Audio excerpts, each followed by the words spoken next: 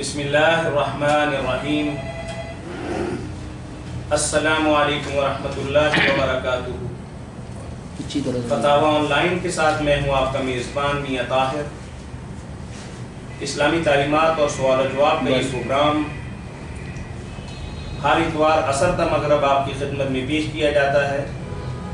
آپ بھی اپنے مسائل کے حل کے سلسلہ میں ہم سے رابطہ کر سکتے ہیں۔ رابطہ کرنے کے لیے ہمارا ٹول فری نمبر ہے 080011777۔ فتاوی آن لائن اس پروگرام میں آپ کی طرف سے آنے والی فون کالز اور براہ راست پوچھے گئے سوالات کے جوابات حسب معروف مذہبی اسکالر، ممتاز عالم دین، وحدت امت کے داعی، میری مراد مفتی مولانا محمد اسحاق مدج اللہ علی ہے۔ کال کرنے کے لیے ہمارا ٹول فری نمبر دوبارہ نوٹ کر لیجئے 080011777۔ جی مولانا، ہم اپنے پروگرام کی ابتدا چند تحریری سوالات سے جو ای میل کے ذریعے ہمیں آتے ہیں ان کے ذریعے ہم اپنے پروگرام کی ابتدا کرتے ہیں۔ تو ایک بھائی نے ہمیں سوال پوچھا ہے کہ پرائز بانڈ میں نکلنے والا انعام جو ہے وہ شرعی اعتبار سے کیا وہ ہمارا ہی مال ہے، ہم اسے استعمال کر سکتے ہیں؟ قرآن و سنت کی روشنی میں آپ جواب مرحمت فرمائیں۔ یہ کال لے لیتے ہیں۔ جی السلام علیکم ورحمۃ اللہ۔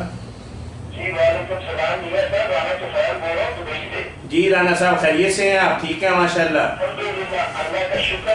آپ سے پہلے تو آپ کو مفتی صاحب کو بہت بہت مبارک ہے۔ آپ واقعی یہ بہت بڑا کام کر رہے ہیں امت کو اکٹھا کرنے کا۔ اللہ تعالیٰ آپ کو اس کا جزا دے۔ جزاکم اللہ واسن۔ اور مفتی صاحب سے میں نے چھوٹے سے دو سوال ہیں۔ ایک تو یہ پوچھنا تھا کہ میں ابھی عمرے پہ گیا تھا تو عمرے کے دوران بھی بچے ہوتی ہے کہ جسم کا کوئی بال ہے تو یا کوئی مسئلہ اس طرح کا کوئی ہے اور خوشبو نہیں لگانی، صابن سے نہانا نہیں ہے۔ ٹھیک ہے، مولانا نے آپ کا سوال سن لیا ہے اور جواب دے رہے ہیں آپ کے لیے۔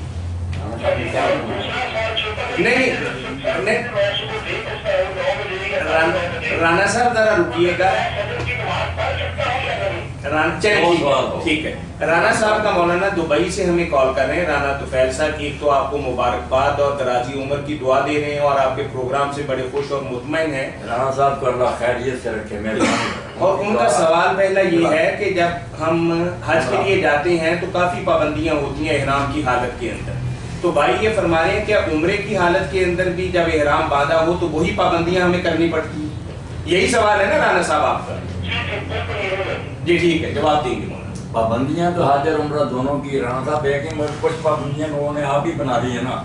مثال کے طور پر یہ ہو کہ بال نہ کوئی ٹوٹ جائے، حالانکہ منع تو رانا صاحب صرف ہے کہ کینچی یا اس طرح سے خود کوئی آدمی حجامت کرے نا، اپنی بال کاٹے ساری یا داڑھی کے یا بروں وغیرہ کے، وہ حرام ہے۔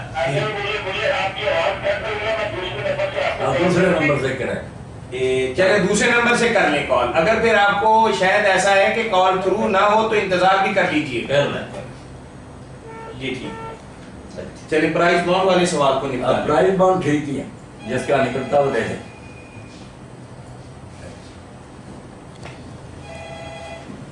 السلام علیکم ورحمۃ اللہ۔ جی بھائی جی پوچھئے۔ الحمدللہ پوچھیں آپ۔ وعلیکم السلام ورحمۃ اللہ وبرکاتہ۔ ہاں جی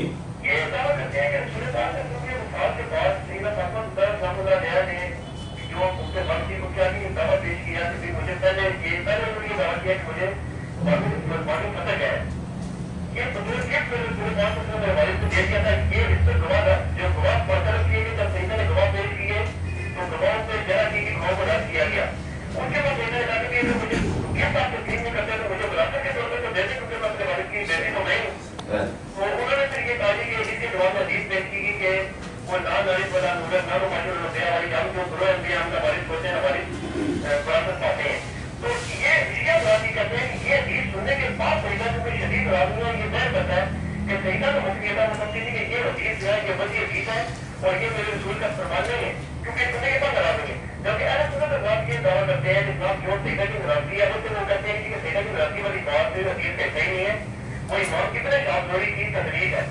اور بات مرادی کہتے ہیں کہ مرادی اگر تھی تو لوگوں کو پتہ کیسے چلا، سیدہ تو پتہ نہیں ہوتی تھی، لوگوں کو پتہ کیسے چلا یہ طرف لوگوں کی گمان ہے۔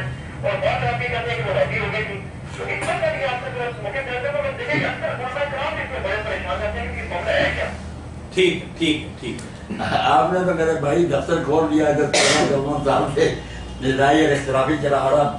آپ کو چاہیے کہ اس بارے میں نا کوشش کر کے یہ بچے جو میری تقریر ریکارڈ کرتے ہیں ان سے پر جو میں نے مفصل خطبے دیے ہیں نا وہ آپ حاصل کر رہے ہیں تو انشاءاللہ سنیں گے نا مسئلے حل ہو جائیں گے. باقی جو کہتے ہیں نا کہ سیدہ نے دعویٰ کیا ہبا کا، ایک تو آپ ہی بول رہے ہیں ہم لوگ ذرا باغے پڑے. آپ نا باغ کا کریں، باغ کا مسئلہ نہیں تھا، نہ کوئی 2-4 لوگوں کی بات تھی. یہ پورا علاقہ تھا، ایک ریاست تھی پوری.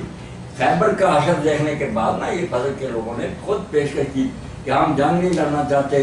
آدھا علاقہ ہمارا جو ہے نا ہم بطور اسلامی حکومت ہوئی وہ آدھا علاقہ تھا چشمے اور باغات، بہت درخیز ریاست تھی، اسٹیٹ تھی. یہ باغ جو کہتے ہیں نا بالکل لوگوں نے غلط بات محسوس کری، باغ نہیں تھا. دوسرا جو ہے نا ہبا کا دعویٰ، انہوں نے کہا رسول اللہ گفٹ کر کہتے ٹھیک ہے شیعہ سنی دونوں کے سامنے اس قسم کی باتیں لکھی اور گواہ مانگے گئے، انہوں نے جرا کر دی. یہ کہانی تو ہے بات ہے، میں خلاصہ ہی بیان کر زیادہ تو اسی تقریر سے پیدا ہوگا جو فصل ہے. باقی جو ناراض ہوئی نا اس میں کہتے ہیں ابن شہاب قرآن کوئی باتیں نہیں، ناراض ضرور نہیں. ناراضگی کا پتہ چلتا ہے نا، ناراضگی کو چھٹی ہوتی ہے یا اعلان کرنا پڑتا. جب انہوں نے اس کے بعد کلام نہیں کیا اور صاف الفاظ میں ناراض رہی اور جنازے پر بھی حضرت علی رضی اللہ عنہ حضرت اطلاع نہ دی اور خود ہی پڑھ کے دفن کر دیا، تو سارے قرآن بتاتے ہیں کہ نہ وہ راضی ہوئی. بات سچی کرنی چاہیے. میں نے مسئلے کو جو حل کیا نا وہ آپ سنیں گے، مسئلہ انشاءاللہ ٹھیک ہو جائے گا. نہ حدیث کو انہوں نے چیلنج کیا کہ حدیث پر ناراض، حدیث حضرت علی علیہ السلام اور حضرت عباس رضی اللہ عنہ دونوں نے مانی. جب حضرت انہوں نے کہا تمہیں یار پتہ نہیں آسمان زمین کی رابطی کرنی، حضور نے فرمایا نہیں تھا، تو ان دونوں نے کہا کہاں فرمایا. مسئلہ کیا تھا اس کی تشریح کا تھا، وہ آپ سن لیں گے نا تو دونوں کی آنکھیں کھل جائیں گی. کس چکر میں پڑے یار نہ وراثت کا جھگڑا، دونوں جانتے تھے نبیوں کی بھی وراثت ہوتی. امام جو 12 ان کی پاس بھی جو کچھ شیعہ خود مانتے ہیں کہ مرنے کے بعد کسی بیٹے کو نہیں ملتا. امام کے پاس جو جائیداد ہوتی ہے وہ امت کی ہوتی ہے. نہیں شیعہ مناظر کو چھوڑے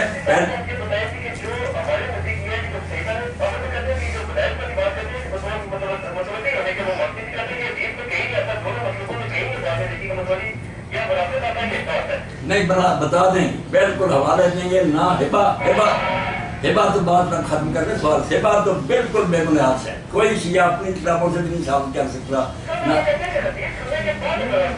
حدیث سننے کے بعد ناراضگی اسی لیے ہوئی کہ ٹھیک ہے حدیث تو ہمیں بھی معلوم ہے کہ وارث کوئی نہیں، مگر رسول اللہ کی جو چھوڑی جائیداد ہے یہ وقف ہے، اس کے متعلق ہم ہیں.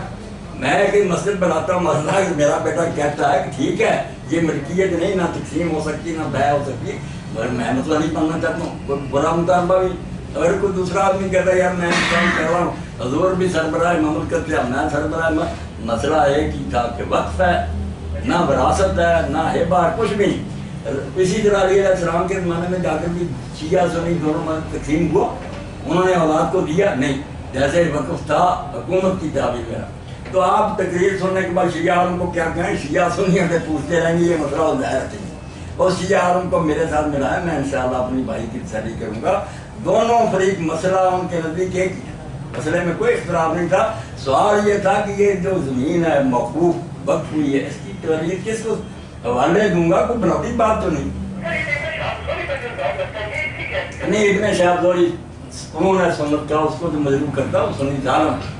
ابن شہاب اگر اس پر جڑا ہو جائے تو دین کہا جائے گا، پھر ساری حدیثیں تو بھری ہے ابن شہاب.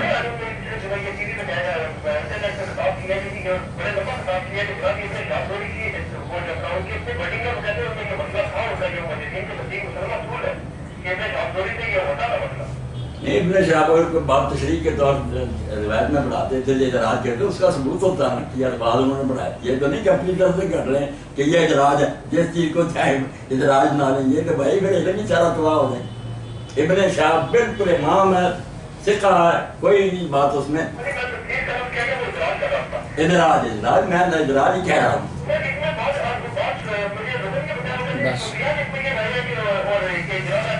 علی بھائی یہ ہماری بات ختم ہوگی یا نہیں؟ دیکھیں نا ہمارا پروگرام میں نے آپ سے پہلے دن بھی عرض کیا تھا کہ ہم جو اس طرح کے اختلافی مسائل ہیں نا حل کریں گے، لیکن آپ مسجد میں تشریف لائیں، بیٹھ کے بات کریں. یہ ٹیلی فوننگ اور رہنمائی ہفتے میں ایک دن 1 گھنٹہ اگر اس پہ لگا دیں گے تو ہمارے پلے کیا رہے گا؟ بہت بے چین ہے لوگ، بہت بے چین. ان کو بتانا کوشش لیکن آپ کا مسئلہ بڑا اہم ہے، مسجد میں تشریف لائیے، مولانا سے بیٹھیے، 2 دن رہیے، 3 دن رہیے، ہفتہ پورا بیٹھ کے حل کیجیے، حل کریں۔ جزاکم اللہ۔ یہ پرائز بانڈ کے بارے میں آپ نے بتا دیا مولانا؟ جائز ہے، اگر کوئی کمپنی یا کوئی ادارہ دیتا ہے نا پرائز بانڈ دیتا ہے، جی السلام علیکم ورحمۃ اللہ وبرکاتہ۔ ہمیں کیا تکلیف ہے، انعام دیتا ہے۔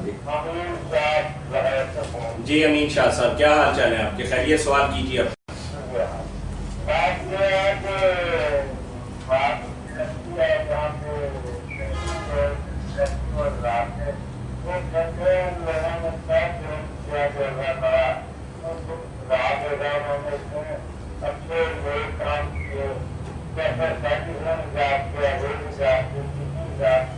ٹھیک ہے ٹھیک ہے ٹھیک ہے ٹھیک ہے ٹھیک ہے۔ صلی اللہ علیہ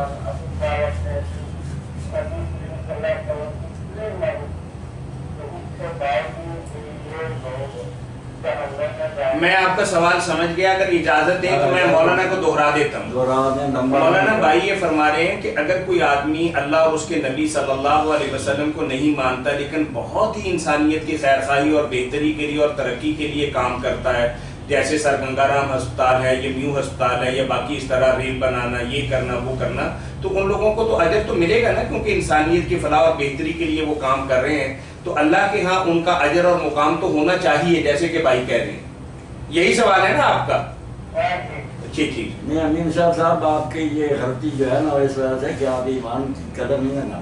جو آدمی ایک حکومت کو تسلیم ہی نہیں کرتا، وہ 1000 نیکیاں کرنے کے وہ حکومت اس کو کیا انعام دے گی؟ وہ تو بھاگی ہے، اس کو وہ جیل میں بھیجے گی۔ ڈاکو چور بڑے بڑے نیک کام کرتے ہیں، مگر جو قائم شدہ حکومت ہے ان کی نظر میں جب وہ بھاگی ہیں، اس حکومت کو نہیں مانتے، ان کی نیکیوں میں کیا قدر ہے؟ یہ کافر ہونا جو ہے نا اتنا بڑا جرم ہے کہ اس کے ساتھ نیکی کوئی نیکی نہیں۔ یہ ہسپتال بناتے پھر اللہ پر کوئی احسان نہیں، اللہ صرف اس نیکی کی قدر کرتا، وہ بھی اپنے فضل سے، ورنہ اس پر کوئی بوجھ نہیں کہ اس نے اگر نیکی مجھے خوش کرنے کے لیے دی میں اس کو دن دوں گا۔ اگر مسلمان بھی جو نیکی کرے مگر اس کی نیت لوگوں کو دکھانے کی ہو تو اللہ تعالیٰ قیامت کے دن کہہ دے گا جن کو دکھانے کے لیے کیا تھا ان کے درجے کا ثواب لے لے۔ اللہ کوئی مانگتا ہے کہ وہ کہے کہ جس طرح کی نیکی کرنی میں اس کا ثواب نہیں، وہ بادشاہ ہے، کائنات کا مالک ہے، صرف اس نیکی کی قدر کرے گا جو اس کے رسول کے کہنے پر اس کو خوش کرنے کے لیے کی ہو، ورنہ سب لوگوں کے منہ پر ماری جائیں گی کہ جا باقی ٹھیک ہے، کافر بھی کئی طرح کے ہیں نا، سارے ایک طرح نہیں، آپ کی بات ٹھیک ہے، کچھ کافر ہیں ساتھ بدماش بھی ہیں، کچھ کافر ضرور ہیں مگر شریف ہیں، اسپتال بناتے مدد سے۔ تو آپ جانتے ہیں جیل میں ایک ہی وارڈ نہیں، جو پھانسی کھائے ہیں ان کی کوٹلیاں الگ ہیں، جو معمولی مجرم ہے وہ علیحدہ کمروں میں۔ اسی طرح یہ دوزخ میں بھی ہلکا عذاب ہوں گے، دوزخ میں ہی مگر تھوڑا، جو بہت کٹر بے ایمان ہے وہ سخت عذاب میں، اشد عذاب میں، فرق ہوگا وہاں عذاب میں کمی بیشی کا، مگر جائیں گے دوزخ میں۔ اللہ کو نہیں مانا، اس کے رسول کو نہیں مانا، یہ تھوڑا جرم ہے، تو اس کی بادشاہی میں رہ رہا اور مان نہیں رہا اس کو، باغی مجرم۔ چلیں بہت شکریہ امین شاہ صاحب، جی جزاکم اللہ واسن الجزا۔ باجی ام سفیان نے کینیڈا سے ہمیں ایک ای میل کے ذریعے سوال پوچھا ہے کہ حضرت یوسف علیہ السلام کا وہ جو مشہور قصہ ہے کہ جس میں وہ بادشاہ کا پیالہ اس کے بھائی کے وہ سامان کے اندر رکھ دیا گیا، تو انہوں نے پوچھا ہے کہ ایسا کسی پیغمبر کو زیب دیتا ہے؟ جی السلام علیکم ورحمۃ اللہ وبرکاتہ۔ جی الحمدللہ الحمدللہ۔ کر دوں گا، میں بتا رہا تھا۔ جی پہلا سوال ان کا یہ تھا کہ پہلا سوال تھا کہ حج اور عمرہ کی پابندیاں ایک نہیں، دونوں کی ایک، حج بھی جو ہے نا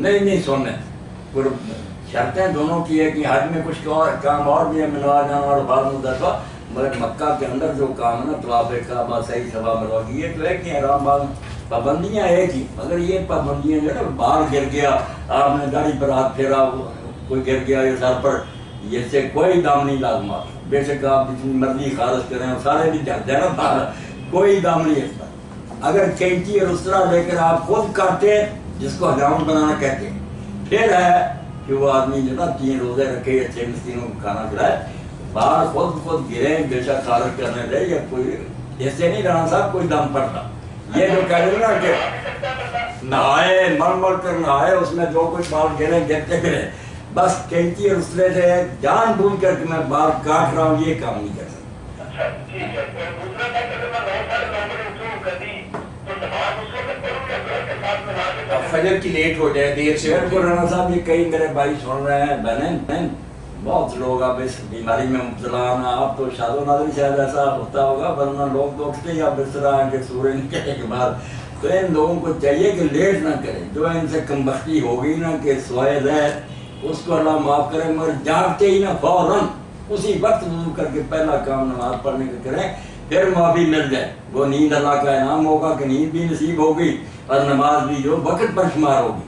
اگر آپ لیٹ کریں گے نا زور کے ساتھ پڑھیں بھلا پھر مجرم، ایک سیکنڈ کی دیر نہ کریں، بے شک کوئی وقت ہو فوراً وضو کریں اور پہلے نماز پڑھیں، اٹھتے ہی سب سے پہلے رانا صاحب یہ کام کرنا۔ بہت بہت مہربانی مفتی صاحب، ایک چھوٹی سی رپورٹ ہے، میرا بیٹا 6-7 سال کا ہے، 6-7 سال سے ہی بیمار ہے، تو مہربانی کیجیے اس کے حق میں دعا کیجیے گا، آپ کی دعا میں اثر ہے، آپ کو اللہ تعالیٰ عمل کی جگہ دے انشاءاللہ بیماروں کے لیے، اور خاص طور پر رانا صاحب کہہ رہے ہیں کہ پیدائشی بیمار ہے۔ اچھا رانا صاحب آپ لائن پہ رہیے گا، مولانا سے ایک سوال پوچھیں کہ آپ کے مسئلے سے متعلق سب بیماروں کو شفا دے اللہ پاک۔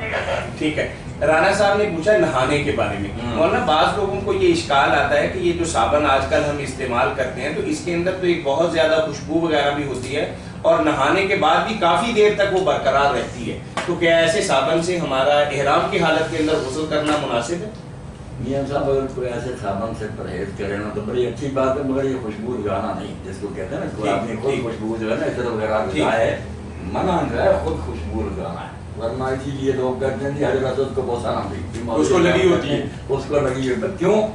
حضرت انس رضی اللہ عنہ اس کو چومتے تھے، خوشبو بھی لگ جاتی تھی، خوشبو خود اپنی مرضی سے لگانا وہ منع ہے، کہیں سے لگ جائے خانہ کعبہ کے ساتھ لگی ہوئی ہے، تو اس لیے صابن بھی خوشبودار ہو تو کوئی ڈر نہیں، مگر کثرت خوشبودار ہی ڈھونڈتے پھرنا یہ بھی چلیے رانا صاحب بہت شکریہ جی، آپ کے توسط سے ایک اور مسئلہ حل ہو گیا ہوگا، جزاکم اللہ واسمہ جزاک جی جی۔ باقی ام سفیان کی جو بات تھی حضرت یوسف علیہ السلام اور ام سفیان کیا بچی کا یہ سوال بہت زیادہ اور ضرور حل ہونا چاہیے، کیونکہ علماء حضرات جس طرح تفسیر کرتے ہیں اس مقام کی، اس سے ہر آدمی پریشان ہوتا کہ یار یوسف علیہ السلام نے یہ کیا چلاکی کی کہ خود ہی پیالہ رکھ لیا، اگر آدمی پیچھے دوڑا دیے، چور بنا دیا، اور یہ کیا ڈرامہ، تو یہ ساری بات جو ہے نا غلط۔ یوسف علیہ السلام نے پہلی مرتبہ یہ بات نا ایک علم کی دیا کہ یہود نصارہ کی کتابوں میں ہے کہ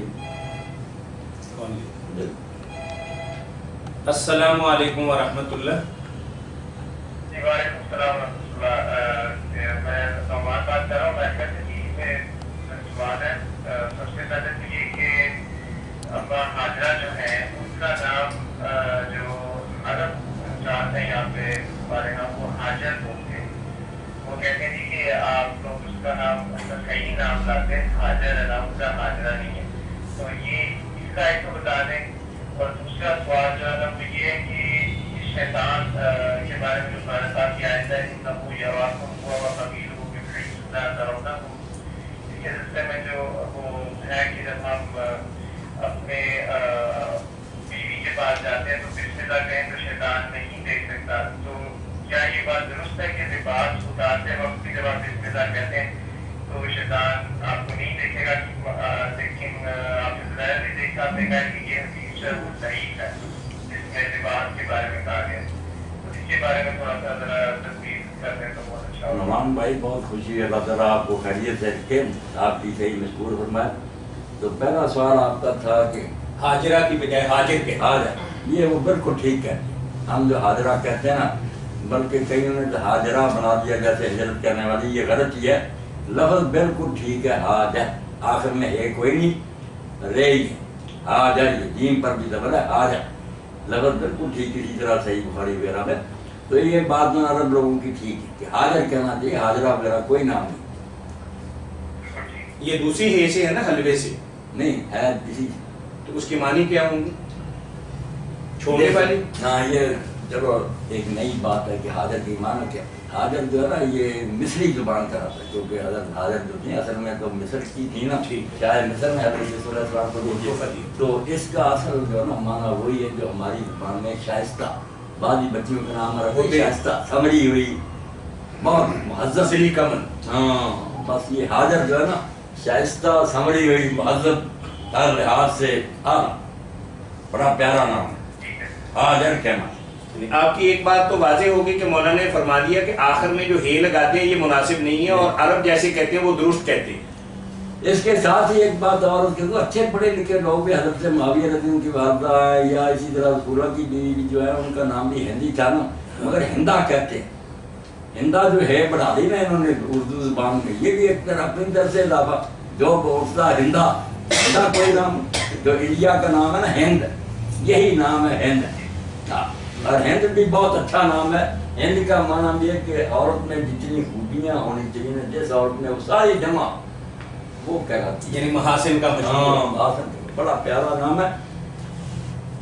ٹھیک ہے. اور دوسرا ان کا تھا کہ شیطان تو تم کو دیکھتا ہے، تم اسے نہیں دیکھتے. تو اس حوالے سے انہوں نے فرمایا ہے کہ جب کپڑے ہم بدلتے ہیں تو اس وقت جب بسم اللہ، یہی سوال ہے نا نعمان بھائی، آپ تو بسم اللہ الرحمن الرحیم کہتے ہیں، تو وہ کہتے ہیں کہ زبیر علی صاحب صاحب کہتے ہیں کہ یہ حدیث ٹھیک نہیں ہے.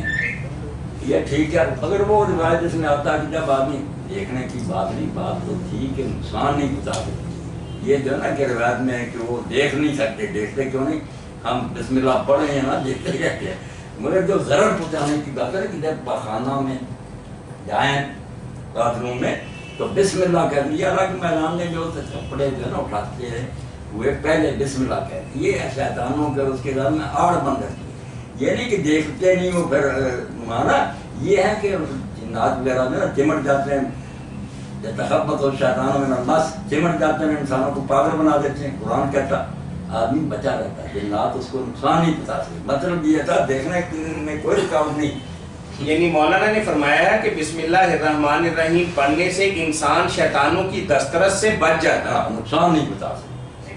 وہ ایک حدیث وہ بھی ہے نا کہ بیوی کے قریب جاتے وقت بسم اللہ کہیں تو شیطان آپ کو نہیں دیکھ سکتا، یا نہیں دیکھ نہیں سکتا. وہ کہا کہ جو بسم اللہ نہیں کہتے پھر مرد کے ساتھ نا شیطان بھی مباشرت شروع کر دیتا. وہ بچہ جو پیدا ہوتا ہے اس میں شیطانی اثرات ہو جاتے ہیں.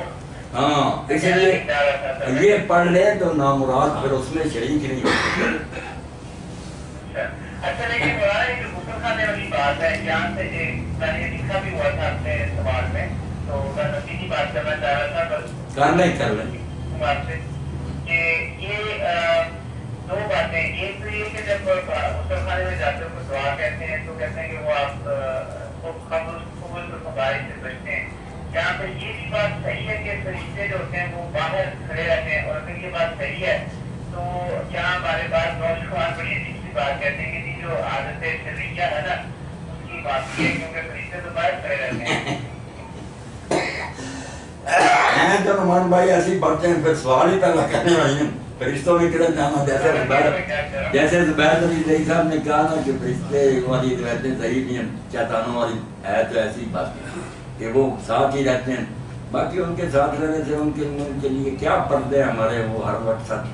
اور اگر یہ آتے سریہ والے سوچتے ہیں کہ صرف فرشتے ہی نہیں گواہ ہوں گے قیامت کے دن، اللہ تعالیٰ ہمارے اعضاء کو بھی بلوا دے گا، ہاتھ پاؤں اور یہ شرمگاہ اور یہ ہاتھ جو نا یہ خود نعمان بولیں گے کہ یہ میرے ساتھ کیا کرتا رہا. در و دیوار بھی بلکہ وہ فلم ہی ساری آ جائے گی. پھر یہ کیا کریں گے، فرشتے دیکھتے ہیں نہیں دیکھتے، اللہ دیکھ رہا ہے. اعضاء جو ہیں ان میں سارے نشان ثابت ہو رہے ہیں، فلم بنتی جا رہی. ہاتھ پکار اٹھیں گے کہ میرے ساتھ یہ حرکت کرتا تھا، آدھا تناسل بتا دے گا. تو اللہ بنا دے ایسے ہیلے بہانے نہیں سوچنے چاہیے، ڈرنا چاہیے اللہ سے.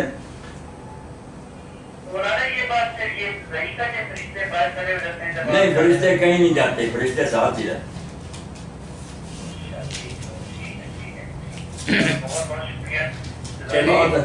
پچھلے ہفتے حاجر کی بھی اصلاح ہوگی اور شیطان والی بات، اور بہت اچھی بات آپ نے بتائی کہ ہندا کوئی نہ دکھے نہ پڑے، ہند کا کہ ایک مسلمان شیطان کی دسترس سے بچ جاتا ہے. بس. اچھا نعمان بھائی آپ سے بہت زیادہ معذرت کہ جیسا کہ آپ نے مجھے میسج بھی کیا کہ پچھلے ہفتے ہم پروگرام نہیں کر سکے. الحمدللہ آئندہ ایسا نہیں ہوگا. انشاءاللہ. انشاءاللہ. चले बारकल्लाहु फीक। ये हजरत यूसुफ अलैहिस्सलाम यूसुफ अलैहिस्सलाम की बात सारे मेरे भाई मशरिक मगरब में सुन रहे हैं। पहली मरतबा यूसुफ अलैहिस्सलाम ने अपने नौकरों से भाइयों के पैसे रखवा दिए वापस। कोई इरादा उनको चोर बनाने का नहीं था, ना उनको किसी ने तक पकड़ा कि तुम्हारे हाथों में पैसे हैं, वो ले गए। इरादा था कि भाई जो है उनकी हालत पतली है, अब्बा की भी तंग है, राज तो अभी खोलना नहीं था, मदद कर दी जाएंगे तो अपना गुजारा करेंगे।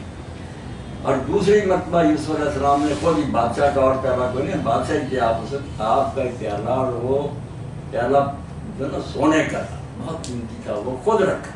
एक बारी पर ये जनरेटर चला अल्लाह कि मौलाना आप हजरत यूसुफ अलैहिस्सलाम के हवाले से बात कर रहे हो। मैं बयान कर रहा था जी जी। तो जिस तरह पहली मरतबा उन्होंने जब अपने भाइयों के सामान में रखवाए पैसे, उस वक्त कोई चोर बनाने के रहा था, समझते हैं कि इमदाद की। तो दूसरी मरतबा में उन्होंने ये कीमती प्यारा भाई के जो सामान में रखा, कोई उनकी ये स्कीम नहीं थी, कोई चोर बनाने का इरादा नहीं था, दिमाग में ये बात नहीं थी कि ये हो जाएगा। बड़े गौर से मेरी बात सुनना, ना उन्होंने कोई हिदा की। वो तो जब मामला सामने आया तो जब तक खुदा कितना ये सब कुछ काम हमने यूसुफ के लिए कर दिया, वरना यूसुफ का ख्याल तक नहीं हुआ। क्या उन्होंने पहले की तरह भाई की मदद के लिए वो कीमती प्याला रख, मेरा भाई रब्बानी इसको इस्तेमाल करेंगे। उसके बाद उन्होंने किसी को नहीं कहा कि मेरा प्याला गुम हो गया, ढूंढो। जो बेचारे मुलाजिम थे ना, खादिम थे, उनकी जान के लाले पड़ गए कि भाई जान गुम है, हमारा क्या बनेगा। वो खुद दौड़े, उन्होंने पीछे आवाज़ें दी कि काबले वालों तुम चोर हो।